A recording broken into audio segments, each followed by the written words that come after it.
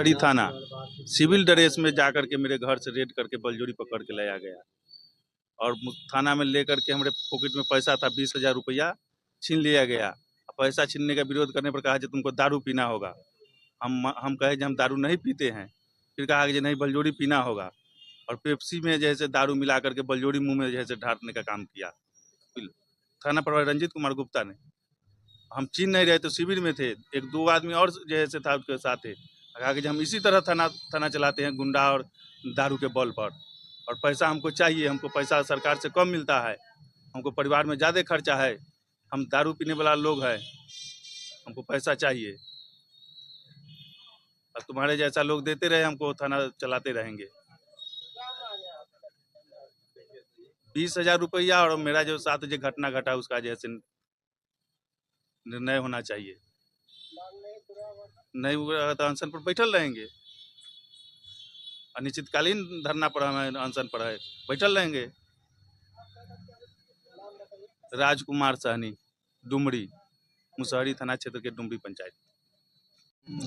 अनशन पर हमारा बैठने का मेन कारण है कि हमारा 15/3/2024 को हमारा शीशम का और आम का हरा भरा पेड़ काट लिया गया था, जिसका लिखित आवेदन हमने स्थानीय सरपंच महोदय को दिया। सरपंच महोदय उसी टाइम फॉरवर्डिंग करके और थाना को दे दिया। उसके बाद हम भी लिखित आवेदन थाना को दिए, 16 को आवेदन दिए, आज तक कोई FIR नहीं किया। 18 तारीख को हम थाना पर जगह हमारा कार्रवाई नहीं हुआ तो बोले कि हमारा जूम मीटिंग है, 1 घंटा के बाद आइएगा।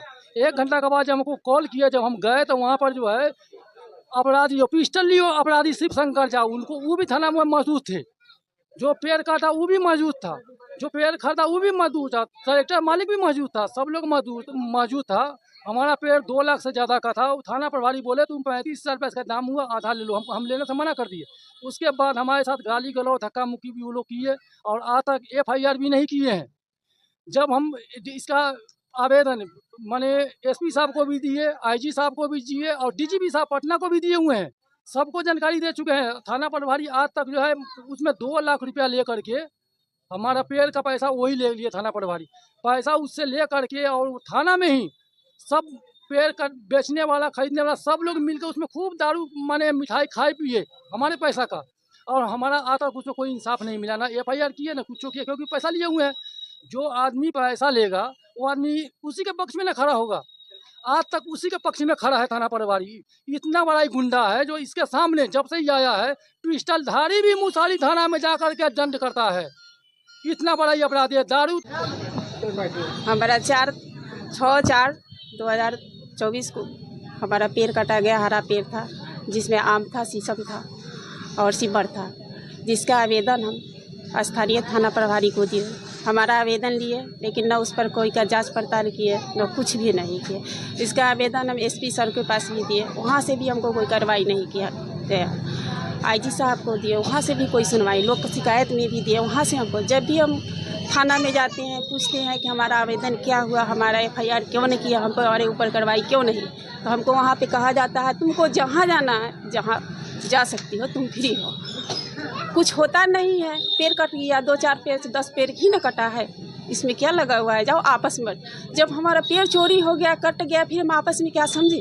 आज तक उस पर कोई कार्रवाई, यहाँ तक वहाँ पर जाती हैं तो थाना प्रभारी को बात करने का तरीका भी नहीं है। वहाँ पर हमको कहा जाता है यहाँ से निकलो निकलो, और वहाँ पर 2 घंटा 4 घंटा 10 घंटा बंद कर दिया जाता है।